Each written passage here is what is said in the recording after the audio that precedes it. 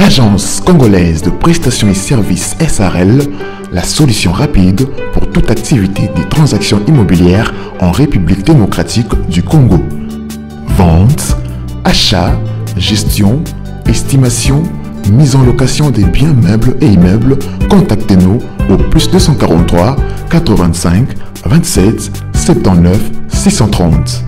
Vous avez une parcelle à vendre, un terrain, une villa, une concession, un bureau et un appartement à vendre ou à louer. Contactez-nous au +243 85 27 79 630. La CPS SARL est la Oji mamacita, en plan ensemble c'est dit je t'aime à travers les milingas. Quand je pense à toi je suis pas allé, je suis BG encore. Tu t'en fous de mes reproches et de mes erreurs qui sont moches. La bonne j'arrange mes souvenirs, dans la rue je deviens rail. Quand je suis dans le bloc, bébé veut que je pêche. Oji mamacita, Oji mamacita. Tu te vends de qui, de moi, de nous, pour toi je tire des cimasa. Oji mamacita, en plan ensemble je te dis je t'aime à travers le milinga. Oji mamacita, tu te vends de qui, de moi, de nous, pour toi je tire. Mbote libota na ngai mbote na bino esengo mingi ya kozongisa lisusu lupango oyo nayebi ke totala yango deja lupango yango liboso na biso oyo eza na ba faïence ya jaune portail ya rouge oyo eza liboso na biso awa to la rouge oyo nayebi ke totala yango deja mais tozongisa yango lelo parce que tomekaki kosolola na propriétaire to diminuer prix donc prix equity.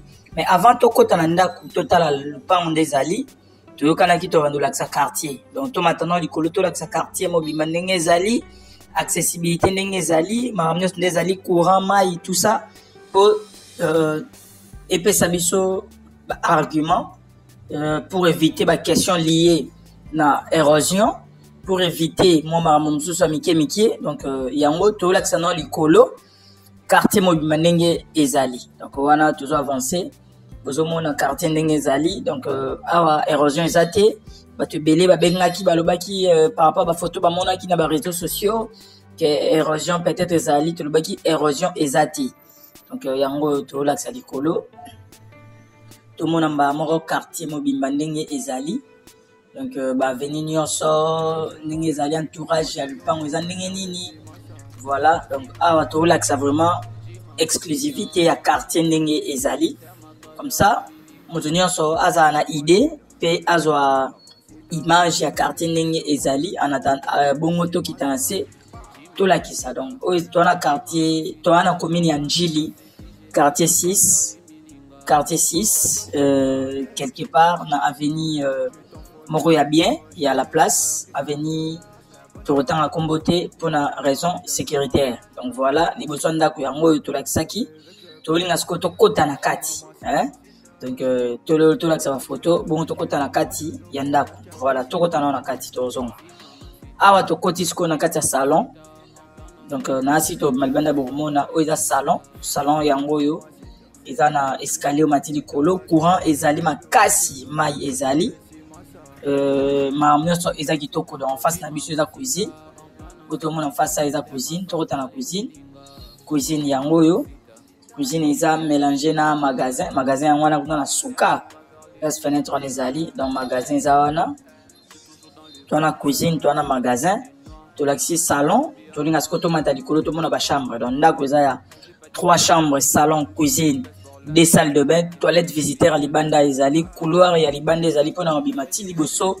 ya ndako place véranda na parking ya motuka moko ezali donc ndako to bandaki yango to commission yango na $40,000 à discuter donc tala prime moninga sombaki terrain tala ndenge mbongo à dépenser pour na retonga nde ekosala que erozo négocier oyeba ndenge ya ko négocier lupango ko négocier na ndenga ya ba méchante ya na bandenge moko boité to négocier na ndenge moko ya bien moninga pe ACPla par rapport ya mbongo à dépenser ki ndenge ezozonga donc misala awa etikali ezakaka ko chesa ba porte mondet na douche awa porte déjà ezali mais sengaki kara toujours ko sala misala mais comme tozoteka yango Tolobaki asalisa nesu misala te ate kaka plafond ezali carreau déjà ezali sauf quand na chambre na quelques chambres des carreaux ezati.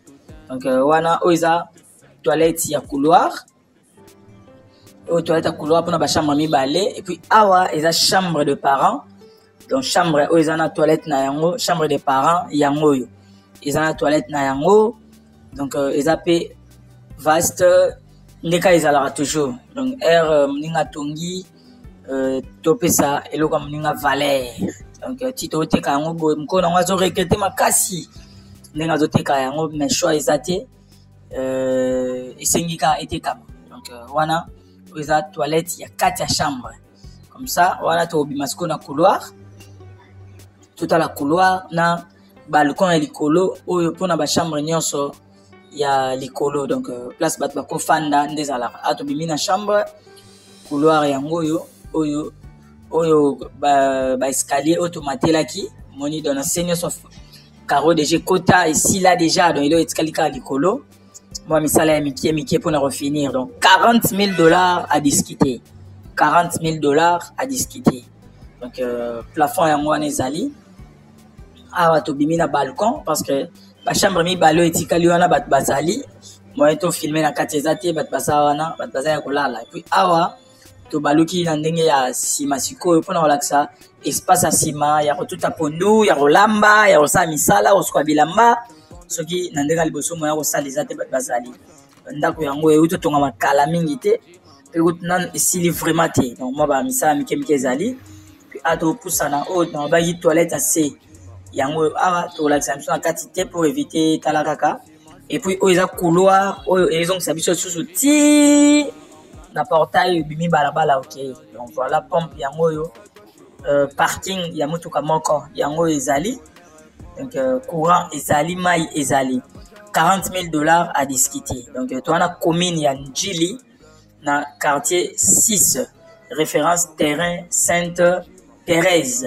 Donc le pango yango yo le pango eza 120 mètres carrés, autrement dit 6 mètres x 20. Donc wana pona ba onyos ba roza intéressé to bengani na lobby $40,000 à discuter 6 x 20. Merci beaucoup, bonne chance à tout le monde. Yo, it's Big Boss Manager.